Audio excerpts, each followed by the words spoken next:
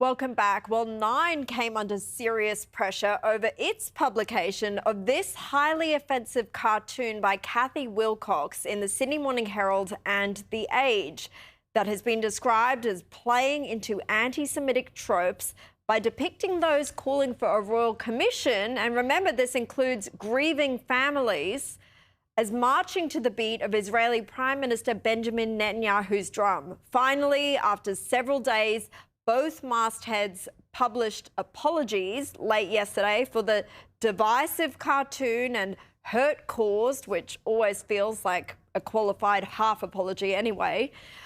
But after all, the cartoon remains on the Sydney Morning Herald's website under a Best of Cartoons heading and is now under investigation by the Australian Press Council. But check out this response this afternoon by Wilcox herself when our colleagues at skynews.com.au dared to ask her about the cartoon and the apology and comments she made on left-wing social media platform Blue Sky, in which she questioned why she is the one being accused of hatred. When she's receiving emails from disgruntled readers she accuses of deep unresolved trauma and says we cannot consent to living according to their warped reality. In response to questions from our website colleagues about the cartoon, Wilcox sent an expletive-laden response, finishing off with, "You and your hit squad goons can F right off."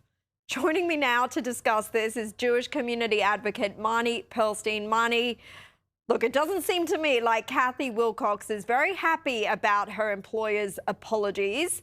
What do you make of this response from her today and how Nine have handled all of this? Look, I think, Caroline, that there has to be room in our society for people to express their political views. But when a political view crosses over into a distortion and it distorts the truth, it becomes really dangerous. And that cartoon, to me, is dangerous. It does invoke an old age trope of the Jewish people and the Jewish state having this tacit power, and it makes the false implication that the Royal Commission was called due to Zionist influence, and that is really, really dangerous. The truth we know is that Israel had nothing to do with it. The Jewish community didn't even have much to do with Albanese calling for the Royal Commission. It was really once other community groups and leaders got involved and made the call for the Royal Commission. So I think Nine was tone deaf in allowing the cartoon to be published in the first place. And the irony is that the cartoon was making a comment on the Royal Commission, which is designed to look into the very hate speech that this kind of cartoon invokes. As for the apology, I think the apology from Channel 9, it came 3 or 4 days too late. And Kathy Wilcox's response to me is very telling. I think it is showing what I'm seeing a lot of with inherently left-wing progressive artistic types who really have no understanding of how it has been for the Jewish community in this country for the last 2 years. Channel 9 at least has issued an apology. We may call it a half-assed apology, but at least they've issued an apology and they have tried to understand how some people in our community may be feeling.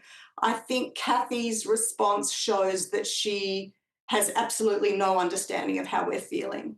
Yeah, and doesn't want to understand, it would seem, just wants to attack. Look, let's move on to another left-wing artistic type, if you can call her that, the Macquarie University academic Randa Abdel Fattah, and her removal from the Adelaide Writers' Festival, which I told viewers about at the start of the show, has prompted a mass walkout now of up to 90 writers and the resignation of half the board. Her withdrawn invite came following concerns that her inclusion would not be culturally sensitive in the wake of the Bondi terror attack. She's defended, Marnie, of course, Hamas, and she's called for the end of Israel. She said Zionists should not feel culturally safe. But now she's engaged lawyers and is calling this move anti-Palestinian racism, an attack on free speech. What would you say to her about it?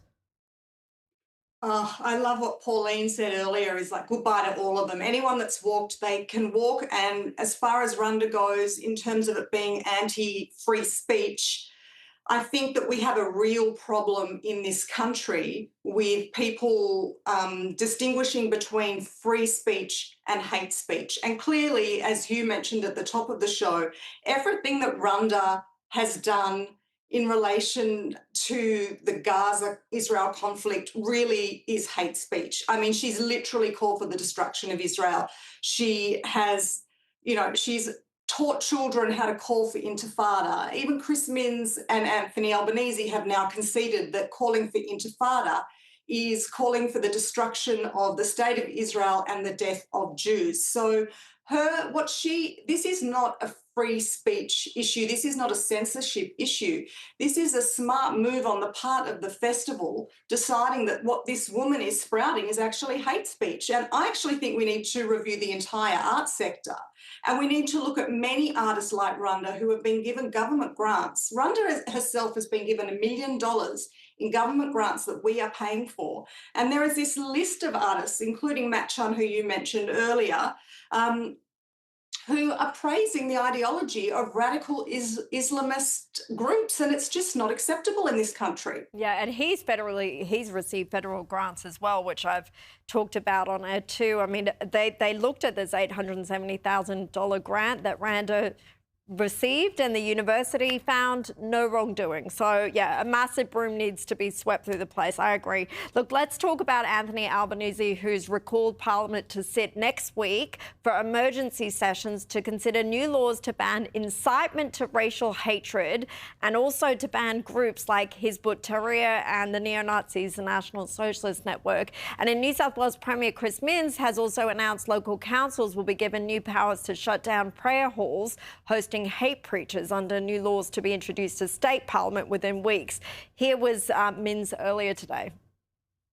Now that will provide the disincentive, we believe, that will see those that are operating prayer halls in our suburbs, in our community, free from the oversight and regulation of local councils and the New South Wales government to shut down before they can preach hate, before they can put hate in people's hearts.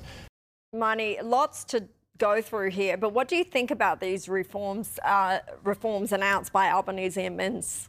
You are not going to hear me, Caroline, giving either of them a slap on the back and congratulating them for these reforms when they've actually had 2 years to come up with these reforms. In terms of Anthony Albanese today saying that he's recalling Parliament early, well, Parliament could have been recalled weeks ago, but actually Anthony Albanese could have changed the hate speech laws 2 years ago, because we heard hate preachers like Ibrahim Dadoun saying that the October 7 attacks on Israel were a day of victory. We saw the images on the steps of the Opera House on October 9, 2023.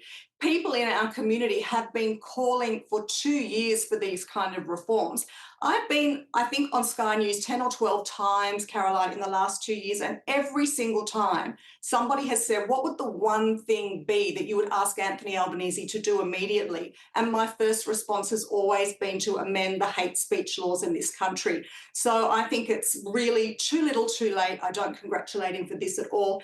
And quite frankly, the same goes for Chris Minns. Chris Minns has also had community leaders for 2 years explaining to him how it has been for the Jewish community in New South Wales, and there has been no real change of these laws. So I think it's too little too late. Look, I think Chris Minns has more conviction in him to tackle these issues, but I agree with you. Why only now? If they could have lowered the threshold and banned some of these groups, if it is this easy to change the law, why not do it before? Marnie Perlstein, it's always good to hear from you. Thank you for your time.